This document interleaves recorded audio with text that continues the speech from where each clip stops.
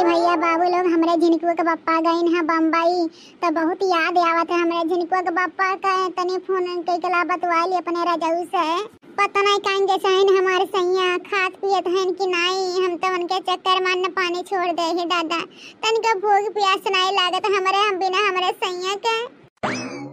Hello hello झिनकुआ का पप्पा। हाँ बोला हमारे झिनकुआ का अम्मा का कहता है यू है हमारे झिनकुआ के पापा तोरे बिना हम रह नहीं पावत हई हो, न खाना खा पावत हई, न सुह पावत हई, न कहूँ रह पावत हई। हम एकदम बेचैन है हमारे झिनकुआ के पापा हो। धान उन कैसे पिटाई जब ऐसे रावाए हम। अरे यह हमारे झिनकुआ का अम्मा हमारा निया हमारे कह रजिया अब बहन तो जल्दी आयन है, काहे इतना घबराते हो परेशान हुआ था है झिनकुआ के पापा एक बात कही। अरे कहा जरूर कहा हमारा निया। फेंक देहल थारिया, फेंक देहल थारिया, बला मगैल झारिया, पहुँचले कि ना। फेंक देहल थारिया, फेंक देहल थारिया, बला मगैल झारिया, पहुँचले कि ना। उठही में लहरिया, पहुँचले कि ना।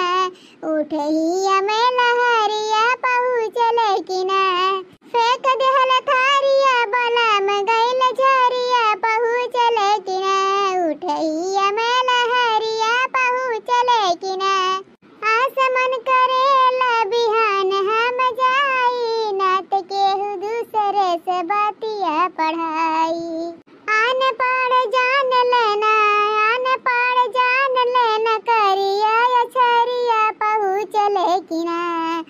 आन पढ़ जान लेना, करिया अछरिया, पहुँचले कि ना।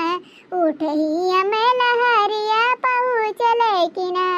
कि उठही में लहरिया, पहुँचले कि ना। सुनीला झरिया में कोयला बिकाला, पानी हो खराब सब लोग संवराला। सुनीला झरिया में, सुनीला झरिया में कोयला बिकाला, पानी हो खराब सब लोग संवराला। हम खुद सावरवा, हम खुद सावरवा, होई के यही करिया, पहुँचले कि ना। उठही में लहरिया, पहुँचले कि ना। कि उठही में लहरिया, पहुँचले कि ना। फेंक देहनी थारिया, बला मगैल झारिया, पहुँचले कि ना। हाँ पहुँचले कि ना। उठही में लहरिया, पहुँचले कि ना। उठही में लहरिया, पहुँचले कि ना। अरे नहीं हमारे करेजा आराम से पहुंच गई, वहीं करिया और ये नहीं होता है और गोरहर हो जाती हमारे करेजा हो। तू आराम से खा पिया और रहा, ठीक है। राजा सुना जन सुनावा था हो। सुनाओ हमार धनिया सुनत तो हई। कोयले बिना, कोयले बिना बगिया न शोभे राजा, कोयले बिना बगिया न सोहे राजा। कोयले बिना बगिया न सोहे राजा, कोयले बिना, है कोयले बिना बगिया न सोहे राजा, कोयले बिना। भाई भतीजा बिना नहीं हो न सोहे, भाई भतीजा बिना नहीं हो न सोहे। देवरे बिना, है देवरे बिना अंगना न सोहे राजा। अरे छोटी का देवरे बिना अंगना न सोहे राजा। कोयले बिना बगिया न सोहे राजा, कोयले बिना बगिया न सोहे राजा। सास ससुर बिना ससुर न सोहे, सास ससुर बिना ससुर न सोहे। अरे सैया बिना, सैया बिना सजिया न सोहे राजा, सैया बिना, सैया बिना सजिया न सोहे राजा। कोयले बिना, कोयले बिना बगिया न सोहे राजा, कोयले बिना बगिया न सोहे राजा। लाल सनुरे बिना, लाल सनुरे बिना